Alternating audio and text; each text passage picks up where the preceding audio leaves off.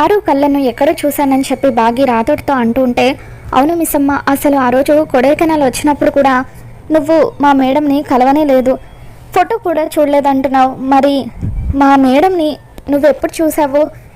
ఈ కళ్ళను ఎక్కడ చూసినట్టుగా నీకెందుకు అనిపిస్తుంది అని చెప్పి రాతోడు అంటూ ఉంటే, ఇక అప్పుడు బాగి, ఒక్క నిమిషం ఆగు రాతోడ్, నేను కొడైకెనాల్కి వెళ్ళింది మా అక్కని కలవడం కోసం కదా, మరి నువ్వేంటి మీ మేడంని కలవడానికి వెళ్ళానని అంటున్నావు? చెప్పు రాతోడ్, ఎందుకు అలా అన్నావు? ఈ ఇంటి కోడల్ని కలవడానికి కాదు కదా నేను వెళ్ళింది అని చెప్పి బాగి అంటూ ఉంటే, ఇక అప్పుడు రాతోడ్, అంటే మిస్సమ్మ, నువ్వు కొడైకెనాల్లో మా సార్ని కలిసినప్పుడు కూడా మా సార్ పక్కన మా మేడం లేరు కదా, అలా అన్నాను అని చెప్పి అంటూ ఉంటే, లేదు రాతోడ్, నువ్వు ఇంకేదో అన్నట్టుగా నాకు వినిపించింది అని చెప్పి అంటూ ఉంటే, ఏం లేదులే మిస్సమ్మ అని చెప్పి రాతోడ్ కవర్ చేస్తూ ఉంటాడు. సరేలే అని చెప్పి బాగి ఆ పేపర్ పట్టుకొని బయటికి వస్తూ ఉంటుంది. ఇక అప్పుడే ఆరు గుప్తా దగ్గరకు వచ్చి, గుడ్ మార్నింగ్ గుప్తా గారు అని చెప్పి అంటూ ఉంటే, శుభోదయం అంట, శుభోదయం, వీటికేం తక్కువ లేదు అని గుప్తా అంటూ ఉంటాడు.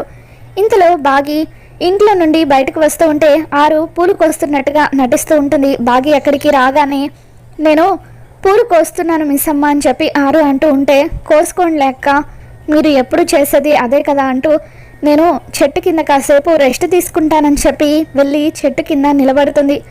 ఇక ఆరు, ఎందుకు అలా ఉన్నావు, ఏమైంది మిస్సమ్మ అని చెప్పి ఏదైనా ప్రాబ్లమ్ అని అడుగుతూ ఉంటే, ఆరు కళ్ళని చూసిన బాగికి ఇక తన చేతిలో ఉన్న డ్రాయింగ్లో కళ్ళు ఆరు కళ్ళు ఒకటన్న విషయం అర్థమవుతుంది. ఇక వెంటనే బాగి, అక్క ఒక్కసారి కళ్ళు మూసుకోండి అని చెప్పి అంటూ ఉంటే, బాగి ఆరు కళ్ళను తన చేతుల్లో ఉన్న కళ్ళను కంపేర్ చేస్తూ ఉంటుంది. ఈ కళ్ళను నేను రోజు చూసేది ఇక్కడ అని చెప్పి బాగి షాక్ అవుతూ ఉంటుంది. ఏమైంది మిస్సమ్మ, ఎందుకు అలా చూస్తున్నావని ఆరు అడుగుతూ ఉంటుంది. ఈ బాలిక ఏం చేస్తుందా అని చెప్పి తన చేతిలో ఏముందోనని గుప్తా అలా తొంగి చూసేసరికి తన చేతిలో ఆరు కళ్ళు డ్రాయింగ్ ఉండడంతో ఇక అది చూసి గుప్తా షాక్ అవుతూ ఉంటాడు. ఒక్కసారి చూడండి అక్క అంటూ బాగి తన చేతిలో ఉన్న ఆరు కళ్ళను ఆరుకి చూపిస్తుంది. ఆయ్ నా కళ్ళు అని చెప్పి అలా ఆరు ఎగిరి గంతులు వేస్తూ ఉంటుంది. గుప్తా కోపంగా చూస్తూ ఉంటాడు. ఏమైంది గుప్తా గారు, ఎందుకు అలా చూస్తున్నారు, మీకు కుళ్ళు అని చెప్పి ఆరు మనసులో అనుకుంటూ ఉంటే, అక్కడ ఎవరున్నారు, అక్క ఎవరితో మాట్లాడుతుందా అని చెప్పి బాగి అలా పక్కకి చూస్తూ ఉంటే తనకి ఎవరు కనిపించకపోవడంతో, ఇవి మీ కళ్ళే అక్క, మరి మీ కళ్ళు ఇక్కడికి ఎలా వచ్చాయి, ఇది ఈ ఇంటి ఆవిడ డ్రాయింగ్, మరి ఆవిడ కళ్ళు మీ కళ్ళు ఒకేలాగా ఎందుకున్నాయని చెప్పి బాగి ప్రశ్నించడంతో ఇక ఆరు తడబడుతూ తనకేం చెప్పాలో తెలియక, ఏంటి మిస్సమ్మ నువ్వు, ఇవి ఆ ఇంటి ఆవిడ కళ్ళే, కాకపోతే కళ్ళను పోలిన కళ్ళు ఉంటాయి కదా, అలాగే నా కళ్ళు ఆవిడ కళ్ళు ఒకే విధంగా ఉన్నాయేమో అని చెప్పి ఆరు అంటూ ఉంటే, మరి నా కళ్ళు అని మీరెందుకు అన్నారు అని బాగి అడుగుతుంది. దాంతో ఆరు, అంటే అవి అచ్చం నా కళ్ళలాగే ఉన్నాయి కదా, అందుకే అలా అన్నాను అని చెప్పి ఆరు కవర్ చేయడానికి ప్రయత్నిస్తూ ఉంటుంది. ఉండండి అక్క, నేను ఇప్పుడే వస్తాను అంటూ బాగి ఫోన్ తీసుకురావడం కోసం అని చెప్పి లోపలికి వెళ్తుంది. గుప్తా గారు, మిస్సమ్మకి నా మీద అనుమానం వచ్చేసింది, మిస్సమ్మ రాకముందే మనం ఇక్కడ నుండి వెళ్ళిపోవాలంటూ ఆరు అక్కడ నుండి పారిపోతూ ఉండగా ఇంతలో బాగి ఫోన్ తీసుకుని వచ్చి ఆరుకి అడ్డుపడుతుంది. మిస్సమ్మ నువ్వు వచ్చేసావా, నువ్వు రావడం లేట్ అయ్యేసరికి నేను నీకోసం లోపలికి వస్తున్నానని చెప్పి ఆరు అంటూ ఉంటుంది. ఇంటికి ఏం చేస్తున్నావని ఆరు అంటుంటే, నేను ఫోన్ తీసుకొచ్చానక్క, ఈ ఫోన్లో మిమ్మల్ని ఫోటో తీసి ఈ కళ్ళు మీ కళ్ళు ఒకటా కాదా అని తేల్చుకుంటాను అని చెప్పి బాగి అంటూ ఉంటుంది. ఇక అలా ఆరుని ఫోటో తీస్తుంది. ఫోటో తీసాక అందులో ఆరు కనిపించకపోవడంతో బాగి ఒక్కసారిగా షాక్ అవుతూ ఉంటుంది. ఇదేంటక్క, ఫోటోలో మీ వెనకాలన్న చెట్లు పడ్డాయి, గేట్ పడింది, అన్నీ పడ్డాయి, కానీ ఫోటోలో మీరు మాత్రం లేరేంటి అని చెప్పి బాగి అలా అనుమానంగా చూస్తూ ఉంటుంది. ఇక దాంతో ఆరు వెనక్కి తిరిగి నిలబడి గుప్తా వైపు చూస్తూ, గుప్తా గారు ప్లీజ్ గుప్తా గారు, ఈ ఒక్కసారికి నన్ను కాపాడండి అని చెప్పి అడుగుతుంటే ఇక వెంటనే గుప్తా తన మాయ ఉంగరంతో దుమ్ తక అంటూ సడన్గా బాగి వెనకాల ప్రత్యక్షమవుతాడు. ప్రణామములు అని చెప్పి అలా గుప్తా అంటూ ఉంటే బాగి ఒక్కసారిగా ఉలిక్కి పడుతుంది. సడన్గా మా ఊరు రావాలని కబురు వస్తే వెళ్ళిపోయాను బాలిక, అందుకే తిరిగి ఉద్యోగంలో చేరడం కోసం వచ్చాను, సార్ లోపలున్నారా, ఒకసారి మాట్లాడతానని గుప్తా అంటూ ఉంటే ఉన్నారని బాగి అంటూ ఉంటుంది. ఇంతకీ ఏంటి బాలిక అది, ఏం చేస్తున్నావని గుప్తా అడగగానే, చూడండి గుప్తా గారు, ఈ ఫోన్లో ఫోటో తీస్తే అక్క తప్ప మిగతావన్నీ పడ్డాయి అని బాగి అంటూ ఉంటే, ఒక్కసారి ఆ యంత్రం ఇలా ఇవ్వు బాలిక అని గుప్తా అంటాడు. బాగిని కూడా ఫోటో తీస్తాడు. ఇక తన ఉంగరంతో బాగిని ఆ ఫోటోలో నుండి మాయం చేస్తాడు. చూడు బాలిక, ఈ యంత్రంలో ఆవిడ ఫోటోనే కాదు, నీ ఫోటో కూడా పడడం లేదు.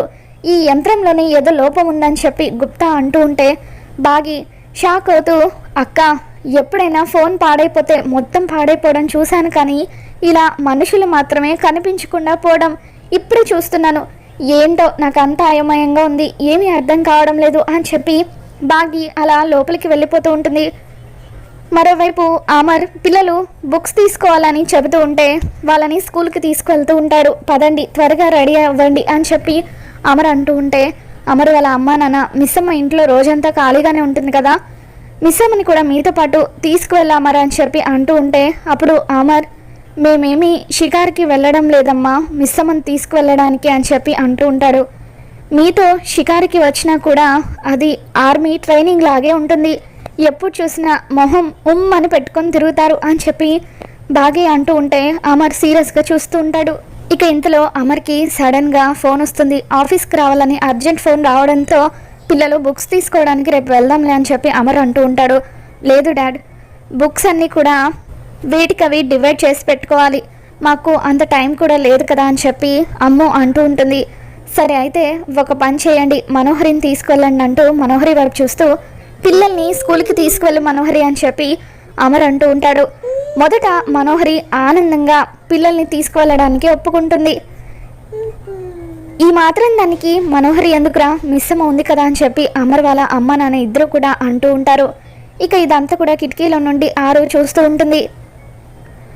దాంతో మనోహరికి ఘోర మాటలు గుర్తుకు వస్తాయి. ఆత్మ ప్రవేశించిన బాలికను నా దగ్గరికి తీసుకుని వస్తే ఆ శక్తి ఏంటో నేను చెబుతానని ఘోర అన్న మాటలు గుర్తు చేసుకుని మనోహరి, అమర్, ఎంత కాదనుకున్నా మిస్సమ్మ ఈ ఇంటి కోడలు కదా, మిస్సమ్మనే పిల్లల్ని తీసుకువెళ్ళనివ్వు అని చెప్పి మనోహరి అంటూ ఉంటుంది. లేదు, మేము మిస్సమ్మతో వెళ్ళము, మనోహరి ఆంటీతోనే వెళ్తాము అని పిల్లలు అంటూ ఉంటారు. దాంతో మనోహరి, ప్లీజ్ అమర్, ఈ ఒక్కసారికి మిస్సమ్మతో పిల్లల్ని పంపించు, నాకు డాక్టర్ అపాయింట్మెంట్ కూడా ఉంది, అర్జెంటుగా నేను వెళ్ళాలి అని చెప్పి అలా మనోహరి అంటూ ఉంటే సరే అని చెప్పి అమర్ అంటాడు. ఇక ఇదంతా చూస్తున్న బాగి మనసులో, ఆయనతో బయటకు వెళ్ళాలంటే ఎన్ని కుట్రలు కుతంత్రాలు చేసైనా వెళ్తుంది, అదే పిల్లల బాధ్యత తీసుకోమంటే ఏదో ఒక రకంగా తప్పించుకుంటుంది అని చెప్పి మనసులో అనుకుంటూ ఉంటుంది. అమర్ ఆఫీస్కి వెళ్ళిపోయిన తర్వాత బాగి పిల్లల దగ్గరికి వచ్చి, పిల్లలు మనం బయటకు వెళ్ళి చాలా రోజులు అవుతుంది కదా అని చెప్పి అంటూ ఉంటే పిల్లలు బాగిని అలా తోసేసి కోపంగా కార్లో ఎక్కి కూర్చోడానికి వెళ్తూ ఉంటారు. మరోవైపు ఆరు చాలా కంగారు పడిపోతూ ఉంటుంది. గుప్తా దగ్గరికి వెళ్ళి, గుప్తా గారు, నా మనసు ఎందుకో కీడు శంకిస్తుంది, నా కుటుంబానికి ఏదైనా జరగబోతుందా అని చెప్పి అంటూ ఉంటే అప్పుడు గుప్తా, ఇప్పుడు జరగబోయే విషయం మానవ మాత్రలకు చెప్పకూడదు బాలిక అని చెప్పి గుప్తా అంటూ ఉంటాడు. ప్లీజ్ గుప్తా గారని ఆరు అంటూ ఉంటే ఇక అప్పుడు గుప్తా, నువ్వు కోరి సమస్యలు తెచ్చుకుంటున్నావు బాలిక, నువ్వు నడిచేది పూలబాట కాదని ముళ్ళబాటని ఎప్పటికీ తెలుసుకుంటావో ఏమో, ఇది నీకు చెప్పకూడని విషయం, అయినా ఎందుకు చెబుతున్నానో తెలుసా, అసలు ఈ సమస్యలన్నీ వచ్చేది నీ వల్లే నీ కుటుంబం ప్రమాదంలో పడింది, నువ్వు పౌర్ణమి నాడు నీ బాలిక శరీరంలోకి ప్రవేశించావు కదా, ఆ పాపానికి మూల్యం నీ పెద్ద కూతురు అనుభవించబోతుంది అని చెప్పి గుప్తా అనగానే ఇక కారులో అమర్ వాళ్ళ అమ్మ నాన్నలకు బాయ్ చెప్పుకుంటూ వెళ్తున్న అమ్ముని ఆరు చూసి కంగారు పడిపోతూ ఉంటుంది. అంటే నా కూతురు అమ్ము ప్రమాదంలో పడబోతుందా అని చెప్పి ఆరు అంటూ ఉంటే అవును అని గుప్తా అంటాడు. ఇక బాగి పిల్లల్ని తీసుకొని కారులో స్కూల్కి వెళ్తూ ఉంటుంది. ఇక అలా బాగి పిల్లల్ని తీసుకొని కారులో వెళ్తూ ఉంటే అమ్ముకి ప్రమాదం అని గుప్తా ద్వారా తెలుసుకున్న ఆరు కారు వెనకాలే పరిగెడుతూ ఉంటుంది. ఇక అలా చాలా దూరం పరిగెత్తి ఎక్కువ దూరం పరిగెత్తలేక అలా రోడ్డు మీద ఆరు కుప్పకూలి ఏడుస్తూ ఉంటుంది. మరి రాబోతున్న ఎపిసోడ్లో ఏం జరగబోతుందో మళ్ళీ మన ఛానల్లో తెలుసుకుందాం. వీడియో నచ్చినట్లయితే తప్పకుండా లైక్ చేయండి.